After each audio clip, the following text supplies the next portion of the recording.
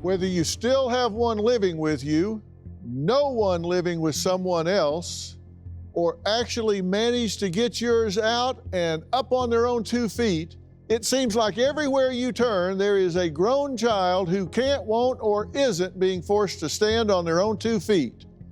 You know, be an adult. Over the years, we have met dozens and dozens of grown men and women who refuse to leave or boomerang back to the roost, and the people who love them, or should I say, enable them. We've gotten such amazing reactions from the audience at home that we decided to dedicate 5 days to these unique individuals. So, welcome to Moocher Week. Samantha and her sister say their mother, Stacy, is a very successful special education teacher and behaviorist. But when it comes to parenting their brother, Ben, they say, well, that's another story.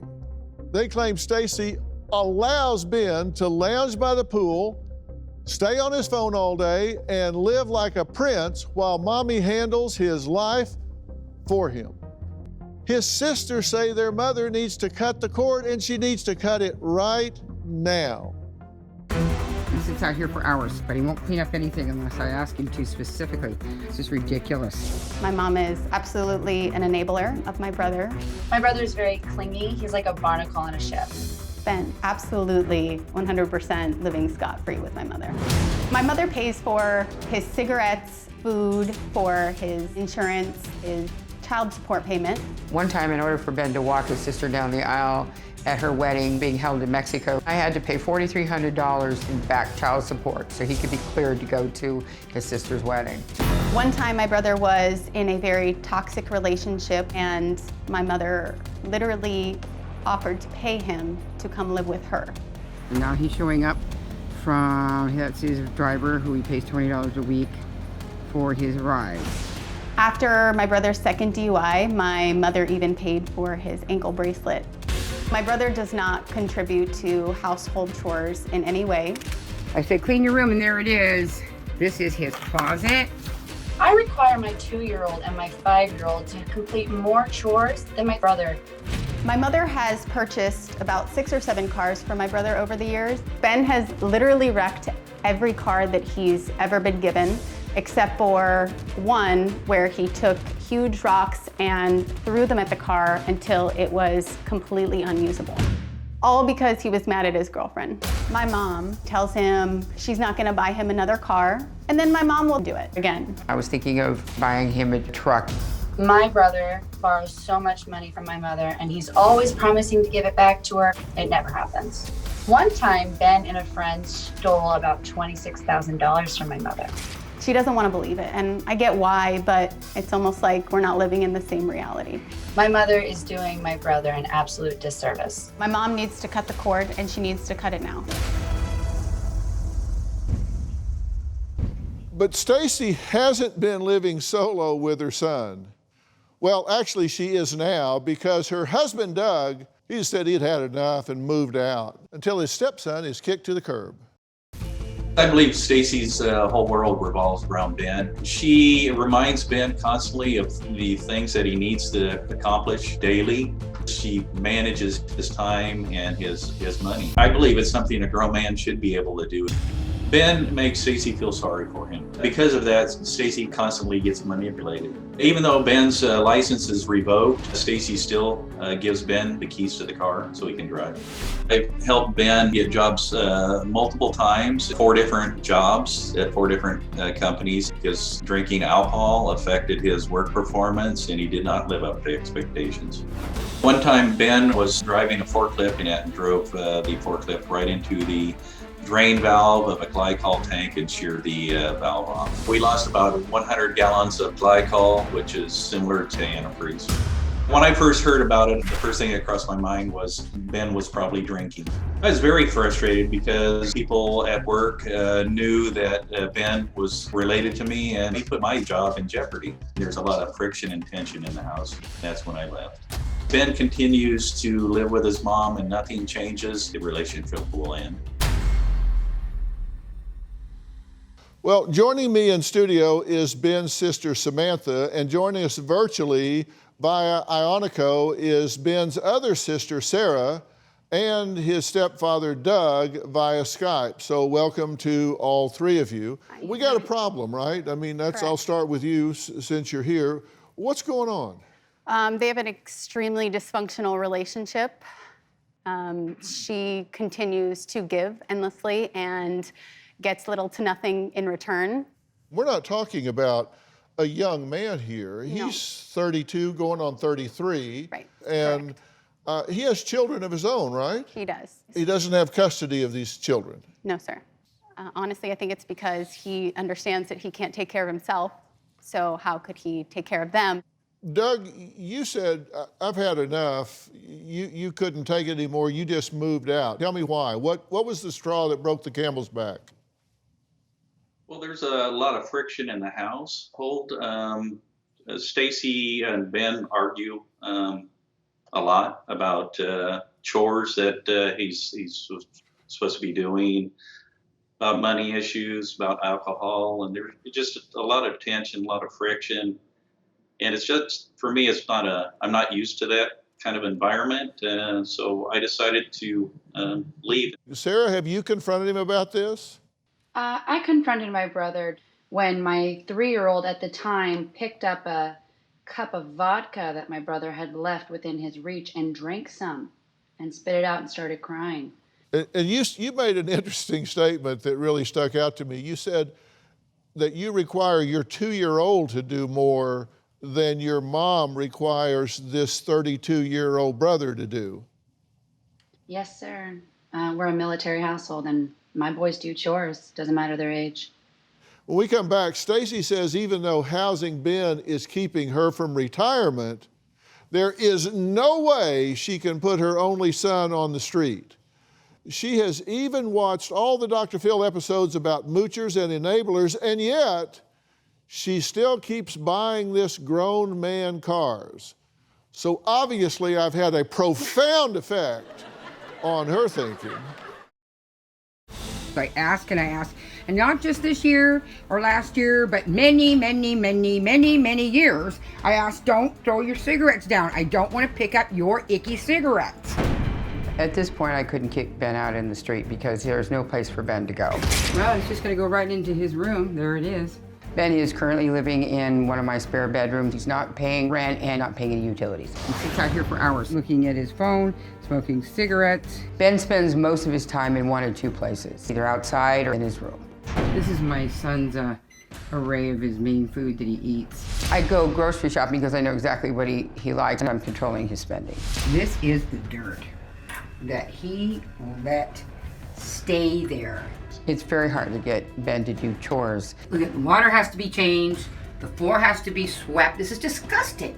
That he'll sit there and he'll get on his phone and he will just ignore all of this. I will ask Ben multiple times to clean the weeds out of the front, to do the watering, to take the garbage out, mow the lawn, to do the pool. If he leaves one more towel on the floor, I'm gonna kill him. He'll say, okay, and I come back to check and it's not done. That drives me absolutely crazy.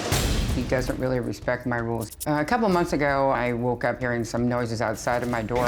I walk out here at around 1 or 2 in the morning. I'm hearing a bunch of noises out there. I'm not really sure what they are. And I yelled out, Ben, are you there? Yes, I'm here. I said, do you have company? Yes, I have company. Shouldn't you be getting her home? Okay, Mom. Come to find out the next morning, he was outside my door having sex. Well, that's extremely disrespectful. Ben knows exactly how to spin me around, get money from me or things from me. I paid for cars that have been smashed, child support. The list goes on and on. I probably spent over $100,000. Because Ben drinks and he's had 2 DUIs, I put my foot down and said he either needs to get out of my house or give me all his cards. Again, I'm treating him like he's 3 years old. Because I've spent so much money on Ben, I've had to come out of retirement. I'm tired, I'm really depressed, and I feel like I've hit the wall. But as Ben's mother, I cannot give up on him. Stacy, thank you for being here, because you don't have to be here. You could be doing something else. So you're here for a reason, right? Absolutely. You watch me quite a bit. Yeah, I take about 8 shows a day. So finish this sentence. You don't reward... Bad behavior. Good. A+. You don't reward bad behavior. What does that mean to you? Well, In my job, it means one thing, but with my son, I guess I'm really not very observant, because most of the time my daughters have to show me and point it out to me that he's manipulating, or that he's actually trying to get something from me, or that he's trying to get over on me. I don't really see it. I really haven't seen it. And you say it's easy to do in your job, but not at home. Absolutely. What is your job? I'm an infant development specialist, and I work with 0 to 3 children, especially children that have behavioral issues. So you shape the behavior of young people? Yes. So how long have you been at this career? 35 years. So generally at 35 years, people think about, hey, great ride, I think I'll retire, put my feet up and enjoy the fruits of my labor. I would love to do that. I actually really would, but I still haven't. Had you planned to retire about now? I had planned about 2 years ago, but Ben came home about 2 years ago. So you're now working for Ben? Huh? Excuse me? You're now working for Ben? No, not you. That was for her. I'm not working for Ben. I mean, I'm not working for Ben. Well, if it wasn't for Ben, you wouldn't be working. I suppose that's true. Yeah, I suppose that's true. You would have retired 2 years ago. I would have retired a couple years ago. Yes, I would have. Right. He's the reason you're working. I'm working to get Ben back up on his feet so he can be independent. And how's that working for you? I've heard this a few times. It's not working very good. It really isn't. Okay, and why is that? Well, he's still there, and he hasn't acquired any of the skills that he's supposed to have in order to be independent. It's like dragging a dead body across the room because he's not participating to the level that he should be participating. I guess because he's anticipating I'm going to be filling in all the rest that he needs. He's just going to wait and sit back and let me do most of it. Because you do. I think he had a tough childhood, and if he didn't have so many things going against him, he probably would be more on top of things and be more independent. But nobody has, I've told my daughters, who could withstand, okay, this always upsets me, but who could withstand the type of things he's withstood? I understand that you feel guilty about some things that Ben has been through earlier in his life. And so do you pick on disadvantaged people generally? No, absolutely not. Well, then why are you doing it to your son? I don't think I really saw it that way. You don't think you're doing that? I keep thinking that I'm continuing helping him, showing, I think I say in effect that I'm still parenting him. Really? That's what I feel like I was doing, is still parenting. Because I think there's things that he still hasn't gotten, so as long as, like, to help him with his finances, or to make sure he's got the job thing down and he's got the chore thing down, but there's just so many He's 32 years old and you're saying he's got the chore thing down. You should have covered that when he was 4. But let me ask you something. The sacrifices you're making, not only just continuing to work, but the things you're doing daily while he's laying by the pool and being drunk and irresponsible, the sacrifices you're making financially, energy-wise, are they causing him to be better prepared for the next level of life? Well, we haven't seen any results so far. That's not an essay question. No, it's not. No, I have not seen any results that would... So the sacrifices you're making are not helping? No, okay. they're not. We're going to take a break, and when we come back, I'm going to ask her a very pivotal question that is probably going to be outcome determinative about the rest of her life. So one time my mother had this crazy idea to pawn my brother off on my sister. She sent him all the way across the country to come live with me. Having my brother at the house was like watching a grown child that can smoke and drink. He was lazy and he didn't do any of the chores around the house. I paid for the majority of the groceries, I paid the utilities, and the majority of the rent. He eventually got a job but found excuses not to pay his part. One time, Ben gave my rent money away to the neighbors. Another time, he refused to walk the 26 steps up to the front office to pay our rent when I was on deployment. It hurt my credit and it almost got me kicked out of the Navy. After 6 months, I ended up calling my mother and telling her that if she didn't take him back, that I was going to move out of my apartment and leave him homeless. Sarah says that at one point, she agreed to take her brother Ben off of her mother Stacy's hands. But Sarah says she quickly learned Ben was not exactly an ideal roommate, so back to mom he went. Now, Stacy says a lot of her patience and generosity towards Ben comes from the guilt that she has over his childhood. I have always been there for Ben when he's needed me, and I've always protected him. He's been rejected by everyone, except for his grandmother and myself. Because Ben had ADHD, he was totally misunderstood. I remember him crying himself to sleep when he was in kindergarten because no one would play with him. It breaks your heart. My mom does make up excuses for why she chooses to enable my brother. She says it's out of guilt because he's had a rough lot in life. He has ADHD. So she overcompensates by continuously letting him maintain this bad behavior. This child has been up against insurmountable things in his life. Ben experienced abuse from his father. He was thrown against the wall. His father would be grabbing him around the neck, throwing him onto the ground. I felt if I contacted CPS, they'd take all 3 of my children and I'd never get them back. Because Ben was constantly being abused, I had to get him into a boarding school. While Ben was at boarding school, they were doing horrendous things to him. They starved him, made him eat alone, and they would all gang up and beat him up. My intentions were good, but in the end, it just really ripped my heart out that I'd sent him to a torture chamber. Ben brought up the boarding school countless times. He's brought up my dad and the abuse that he endured. When he's doing this, my mom sits there and takes it. And she cries because she thinks that she deserves it. My brother takes advantage of that. The guilt is overwhelming. I have guilt all the time. I feel like I'm the only one that did this to him. I really do. I wish I could go back and redo it, and his life would be different, and he'd be a different kid.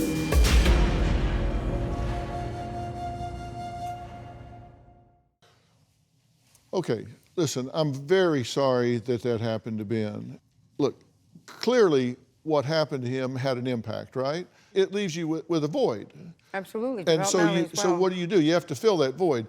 But let me ask you something. Let's say you had an infant, and this infant was crawling along here, and the infant saw a toy they wanted, and so they started maybe for the first time to go, oh, wow, I can kind of get up and stand up. Would you come along and say, no, stay down, let me get the toy, and I'll give it to you? Absolutely not. And then if they were crawling along and they saw something they wanted to eat and it was up on a little child-safe shelf and they started to pull themselves up, would you go, no, here, you stay on the floor, I'll put it down here so you don't have to pull yourself up? You wouldn't do that, would you? Absolutely not. Then why are you doing it with your son now? You're not requiring him to pull himself up to get what he wants. You're not requiring him to stand up like a man and do what he needs to do, which you wouldn't do to an infant. You would require more from an infant crawling on the floor than you are from your... Doug, help me out. Ben needs to stand on his 2 feet. He's 32 years old, soon to be 33, and the enabling needs to stop, and he needs to grow up. And my theory is you're doing that to make yourself feel better, not to help Ben. And that is a selfish thing to do. Yeah. The hell with you. I want to feel better today, so I'm going to buy you how many cars? 6, 7. 7 cars. And what's happened to those cars? Some were crashed, some were sold, one was on fire. He's destroyed them all. They've been destroyed. DrPhil, he's never had a car for more than a year. Is there something I'm missing? I guess I don't want him to fail or hurt anymore. And I didn't see it as something that was selfish on my part.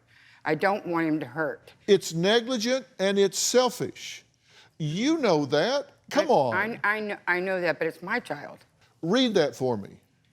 Negligence, failure to do what a reasonable person would do under the same or similar circumstance. Would a reasonable person buy this young man 7 cars when he's destroyed them all? I kept feeling like if he got a car, he could get up and get going and take himself to work. I understand that once, maybe even twice. Would a reasonable person continue to buy this young man automobiles when he destroys them all? That's not reasonable. It's not reasonable. A reasonable person would not do that under the same or similar circumstances. No, not 7 cars, no. He does not pull his weight, and in the last week, she has had to pick up after him. She makes him dinner. She's even done his laundry right before we came. I don't make him dinner.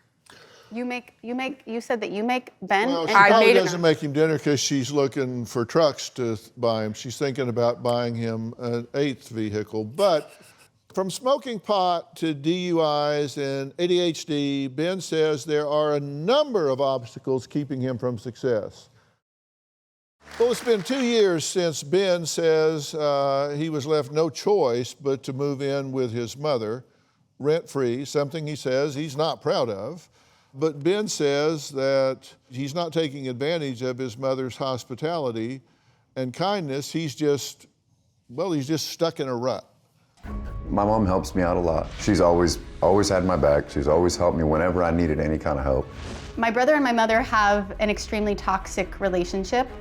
She gives and he takes. It's purely one-sided. In a perfect world, I would be making my own way, not having to be at mom's house, not having to ask for things, not feeling like I'm 10 when I'm 33 years old. I feel stuck. My brother plays the victim. He acts like he doesn't know what he's supposed to be doing as an adult. I am a functioning alcoholic. It's not good, but I'm not drunk throughout the day. My first DUI was last year. I was coming home from work and I went through the stop sign and I hit a tractor trailer because I was inebriated. I did go to jail just overnight. My second DUI, I was on that same stretch of road. Being a little intoxicated, I spun, went across oncoming lane. I went through a telephone pole. Police showed up, realized that I had been drinking. Once again, I had to go to jail. It is tough to get a job right now because smoking marijuana has become an obstacle. It helps me sleep, get motivated to do things, but if somebody were to offer me a job tomorrow, I wouldn't be able to pass a drug test. A 32-year-old adult should be able to hold down a job for more than a year.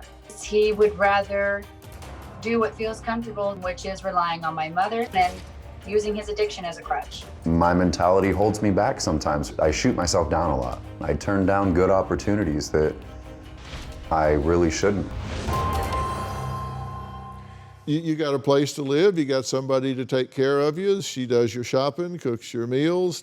So I don't ask myself why you're not doing different. I ask myself, why not? I mean, why would you? I do feel like I'm stuck, and I do tell myself that I can't do a lot of things, and I believe that does have to stem back from the boarding school, and I believe that I do use things as an excuse not to move forward. It is comfortable living at home. And you say it's really not free. You pay back by doing chores, right? I work around the house, yes. Okay, well, let's take a look at that. So I asked and I asked many years. I asked, don't throw your cigarettes down. I don't want to pick up your icky cigarettes. This is his closet. Yeah. I said, clean your room, and there it is. The water has to be changed. The floor has to be swept. This is disgusting. That he'll sit there and he'll get on his phone and he will just ignore all of this. There are 2 dogs that need to be walked every day. I expected Ben to walk the dogs, but now I have to walk them twice a day. If he leaves one more towel on the floor, I'm gonna kill him. If you were an employee, I'd fire you. I believe you would. Wouldn't you? Yes. Why don't you? I just nag him instead. Remind him, nag him, push him. Try to get him to start doing the chores the appropriate way. Because I've always told my kids that whatever job you do, your signature is on it, and you should do it to the best of your ability. I just don't know why he hasn't. You say that, but then you don't, there's no consequence that supports that. I don't know what consequences to bring. Ben has reasons for not succeeding. I went through and pulled out the reasons you gave us for not succeeding. I look at these and I say, well, this is a good example. DUIs took my license. I hate it when they do that. Those damn DUIs just took your license. Are you kidding me? I gave myself the DUI. In turn, my license was lost because of myself. But yeah, but that's the way you talk. I won't pass a drug test because I smoke pot. Then stop smoking pot. Yes, You say, well, it motivates me. No, it doesn't. In fact, it does exactly the opposite. It erodes your IQ. It erodes your motivation. It doesn't motivate you. I've asked you every single time you come home when you get your ride home, Yeah. are you high? And I have been a couple times. And yes, you just ma'am. lie to me, and I keep telling you. I mean, what trust can we have? I mean, I don't know the truth, and so I got to keep. I know my suspicions are right. Why aren't you not telling me the truth when I ask you? I mean, I'm not. Because I don't want to be yelled at, and if, I mean, You don't want to be lectured, is that it? yes, I didn't want to be lectured, and I wanted to But stop. lying that to me- Seriously, I mean, what teen wants to, I mean, sorry, what person wants to be lectured? There are two particularly important reasons Ben's family would like to see him man up. Well, despite what his family may believe, Ben says living at home with his mother is not something that he wants to do. You say if you'd never gone to boarding school, your life wouldn't be where it is now, and if your dad hadn't been the way he was, things would be different. And certainly boarding school didn't work out for you. Let's take a look at that experience. Boarding school was the worst experience of my life.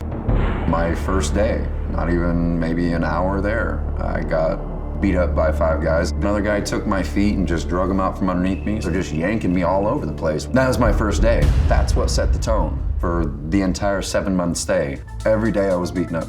I was constantly being hit in some type of manner. A good day would be once. There were times that I had been hit with the logs thrown at my face, golf clubs, sticks, and rocks. One time, I got hit in the face with a headless copperhead snake. I had, blood from the snake all down the side of my face. I got hit so often that I could see somebody 10 feet or more away, and if they lifted their arms over their head for any reason, I would duck and put my hands up. Once they noticed that I was doing that, they would purposely just shove their hand in my face. So in the boarding school, they used physical training as a method of torture. One of the torturous things that I was made to do, what they called electric chair. They would make me put my back against the wall, and they would take coals out of the stove and put them underneath my rear end. Every day I just wanted to leave. I didn't want to get out of bed. After 7 months of being at the first school, I left that boarding school. I went to another one, but the same things were still going on. I was still getting beat up. My time there was miserable. The boarding school experience did cause damage. It lives with me till today, yes. And you didn't get much better treatment from your father, correct? No. And he's on the phone. Joining us is Ben Sr. You admit you weren't a great father, correct? No, I'm probably the worst. But I believe that most of the abuse that Ben imagined from the boarding school, he put on me because he didn't have anybody else to blame or attack at that time. No, Dad, we were all in the house.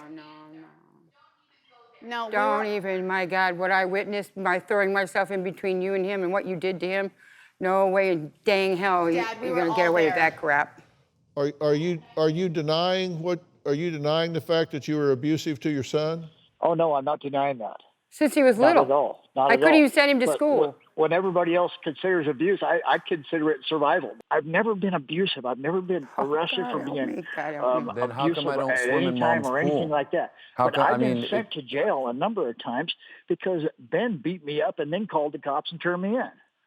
It was about time he hit you back. The things you did to him still gives me nightmares. I don't even want my children around you. Dad, I remember when he was like 11 and whatever it is he did, you started chasing him. He ran out the front door, made a circle back for the house, and before he got the screen door open, you pummeled him with your elbow and we couldn't get him out of that corner. My You know head what? was being slammed against I the feel wall. so bad about these things I don't remember. You don't deny that you have been a negative impact and an abuser with your son. I have, Dr. Phil, I've probably been the most negative impact on all those people on your stage than anybody else in the world. The one thing everyone can agree on is at 32 years old, Ben needs to stop living with and relying on his mother. And I want to add that you need to stop living in the past. A lot easier said than done, but if you live your life looking over your shoulder, then your past becomes your future. I don't mean to trivialize what's happened to you, nor do I mean to trivialize the impact that happens to someone when they are abused as a child. You had zero responsibility for that. You have zero blame for that, zero responsibility for that. You have 100% accountability for what you do about it now. I've asked him to get another job so he could be more financially stable. He goes down and gets the application, but he doesn't do anything after that. Not your job, not your problem. Let me ask you something. How do you think people get self-confidence? By attaining things through their own merit. Yeah, they observe themselves do that, right? Yes. You're cheating him out of observing himself master his environment. Okay. Because you don't give him the opportunity to do that. Okay. You're right. But I didn't see that before. I thought I was helping. I thought I was doing what was needed because I love him. He's, and I just want him. Sometimes I think that he can't take one more failure. No, you can't take him having one more failure. Right. That's what you're saying is, I feel so guilty because I didn't take him out of this abuse by his father. I feel so guilty because I sent him to a school where they picked on him. I feel so guilty that I didn't protect him when he couldn't protect himself, that I'm now going to make myself feel better by coddling him instead of letting him develop as a man. Dr. Phil, even last night, I reminded, actually one of your staff reminded us that we had to wake up early, and so I just sent a message saying, make sure you're up. And she said, well, will you call your brother and have him call the front desk at the hotel room? We're not even staying in the same hotel room.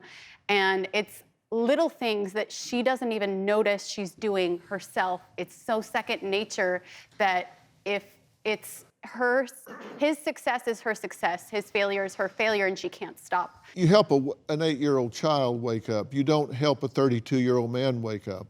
I just was afraid that the show was important, and I didn't think he was going to wake up because he never, I got a call from one of your staff that, why isn't he answering me? Do you really think this is about a wake-up call? No, I don't think it's about a wake-up call for me, maybe, but not a wake-up call for him. There you go. So where does Stacy and Ben go from here? I'm going to tell them what I think after the break, and I'm going to be very specific.